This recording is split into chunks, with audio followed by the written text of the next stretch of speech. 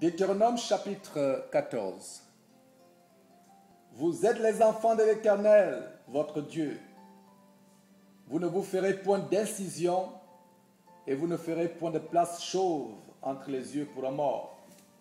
Car tu es un peuple saint pour l'Éternel ton Dieu. Et l'Éternel ton Dieu t'a choisi pour que tu fusses un peuple qui lui appartient entre tous les peuples qui sont sur la face de la terre. Tu ne mangeras aucune chose abominable. Voici les animaux que vous mangerez: le bœuf, la brebis et la chèvre, le cerf, la gazelle et le daim, le bouquetin, le chevreuil, la chèvre sauvage et la girafe. Vous mangerez de tout animal qui a la corne fendue, le pied fourchu et qui rumine.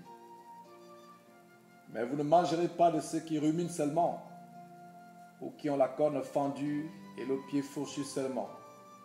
Ainsi, vous ne mangerez pas le chameau, le lièvre et le daman, qui ruminent, mais qui n'ont pas la corne fendue.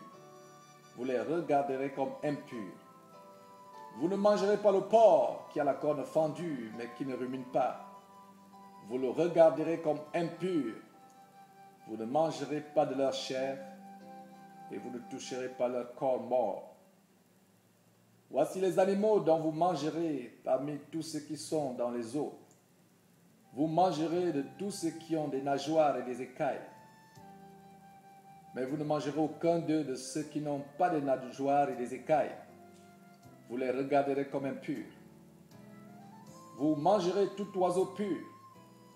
Mais voici ceux dont vous ne mangerez pas: l'aigle, l'orfraie et l'aigle de mer, le milan, le tour, le vautour et ce qui est de son espèce, le corbeau et toutes ses espèces, l'autruche, le hibou, la mouette, l'épervier et ce qui est de son espèce, le chat huant, la chouette et le cygne, le pélican, le cormoran et le plongeon, la cigogne, le héron et ce qui est de son espèce, la huppe et la chauve-souris. Vous regarderez comme impur tout reptile qui vole.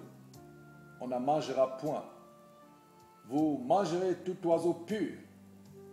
Vous ne mangerez d'aucune bête morte. Tu la donneras à l'étranger qui sera dans tes portes, afin qu'il la mange, ou tu la vendras à un étranger. Car tu es un peuple saint pour l'Éternel ton Dieu.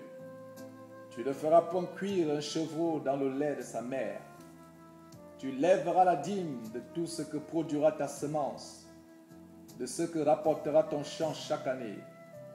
Et tu mangeras devant l'Éternel ton Dieu, dans le lieu qu'il a choisi pour y faire résider son nom, la dîme de ton blé, de ton mou et de ton huile, et les premiers-nés de ton gros et de ton menu bétail, afin que tu apprennes à craindre toujours l'Éternel ton Dieu.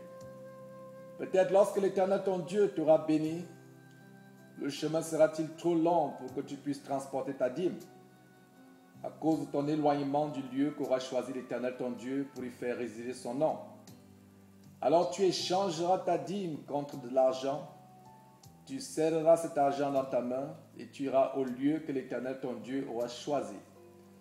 Là, tu achèteras avec l'argent tout ce que tu désires, des bœufs, des brebis, du vin et des liqueurs fortes, tout ce qui te fera plaisir.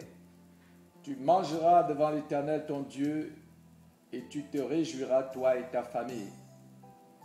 Tu ne délaisseras point le Lévite qui sera dans tes portes, car il n'a ni part ni héritage avec toi. Au bout de 3 ans, tu sortiras toute la dîme de tes produits pendant la 3e année, et tu la déposeras dans tes portes.